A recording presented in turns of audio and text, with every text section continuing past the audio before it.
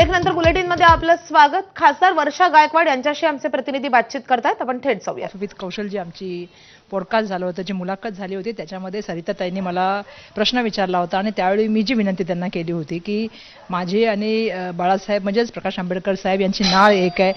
मी बाबासाहेबांची अनुयायी आहे आणि मी विनंती केली होती या देशाच्या संविधानासाठी आम्हाला एकत्र येण्याची आवश्यकता आहे. त्या विनंतीचा मान देऊन बाळासाहेब मला वाटतं वंचित आघाडीच्या माध्यमातून आमच्याशी जे जुडलेले आहेत, मी त्यांचं मनापासून या ठिकाणी आभार मानते आणि त्यांचं स्वागत करते पक्षाची अध्यक्ष म्हणून. आता तुम्हाला पण माहिती आहे इलेक्शनचा काळ आहे. इलेक्शनच्या काळामध्ये आमची काल स्क्रीनिंग कमिटीची त्या ठिकाणी बैठक होती आणि त्या बैठकीमध्ये सगळेच मुंबईचे हे होते.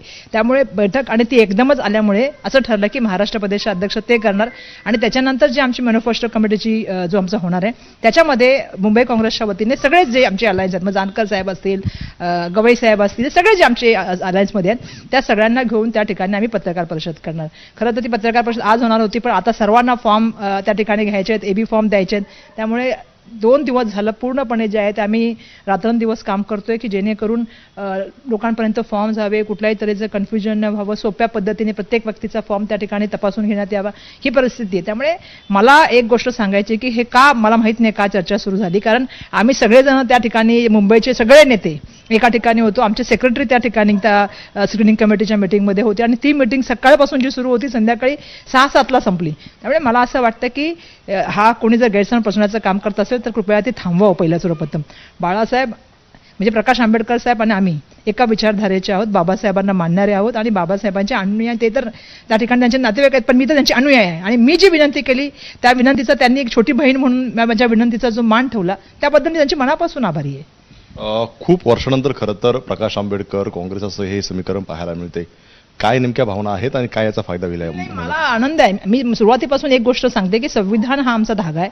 दुसरी गोष्ट सांगते आम्ही लोकशाही मानणार आहे आणि जसं मी सांगितलं की जी मी त्या ठिकाणी आव्हान केलं होतं त्यांनी त्या ठिकाणी माझ्या आव्हानाला प्रतिसाद दिला आणि आमच्याबरोबर त्यांनी आघाडी करण्याचं काम केलं. मला वाटतं महाराष्ट्रामध्ये मुंबई ही अशी येतं, एक सगळ्यांना माहिती की देशाची आर्थिक राजधानी आणि मुंबईमध्ये हे झाल्यामुळे आता एक वेगळी समीकरण त्या ठिकाणी निर्माण झालेलं आहे. एका ठिकाणी आपल्याला माहिती आहे की धर्माचं राजकारण आता मी सातत्याने बघते की जमिनीवर जातीय तणाव, धार्मिक तणाव त्या ठिकाणी निर्माण करण्याचा प्रयत्न केला जातोय. मुंबईच्या प्रश्नावर बोललं जात नाही. दुसरीकडे एका ठिकाणी भाषेचा वाद निर्माण करण्याचं काम त्या ठिकाणी होत आहे. अशा वेळेला मी अपेक्षा करते की पूर्णपणे की आज जे आम्ही संविधान मुंबईकरांच्या विषयावरती जो आम्ही बोलण्याचं काम करत आहोत त्या विषयाबरोबर बाळासाहेब आमच्या बरोबर आहेत, प्रकाश आंबेडकर आमच्या सोबत आहेत, जानकर साहेब आहेत, गवई साहेब आहेत आणि अजून काही संघटना CPI आणि CPM आमच्या बरोबर आहेत. त्या सगळ्यांचे मी मनापासून धन्यवाद व्यक्त करते की अशा वेळेला मुंबईच्या विकासावरती आम्ही जो अजेंडा घेऊन चाललोय त्यामध्ये त्यांनी आम्हाला जे आहे ते आघाडीमध्ये येण्याचं काम केलं ना. आम्हाला जे आमचं मुंबईचं मिशन आहे त्या मुंबईच्या मिशनमध्ये आम्हाला हातभार करण्याचं ते काम करते. त्यांची मनापासून मी ऋणी आहे. पण वंचितने कुठेतरी काँग्रेसच्या जागांवरती दावा केला होता. तुमचं समाधानकारक सगळं झालं जागा वाटप की अजूनही त्यांचा दावा त्या जागांवरती आहे? नाही, आमचं जागा वाटप झालेलं आहे आणि आमच्या बाकीच्या उरलेल्या सीटांवरती सुद्धा आमचं जे आहे ते मग जानकर साहेबांच्या काही होत्या त्याच्यावरती आता आज सचिन सावंत या मोठं बाकी त्याच्यावर. पिंपरी चिंचवड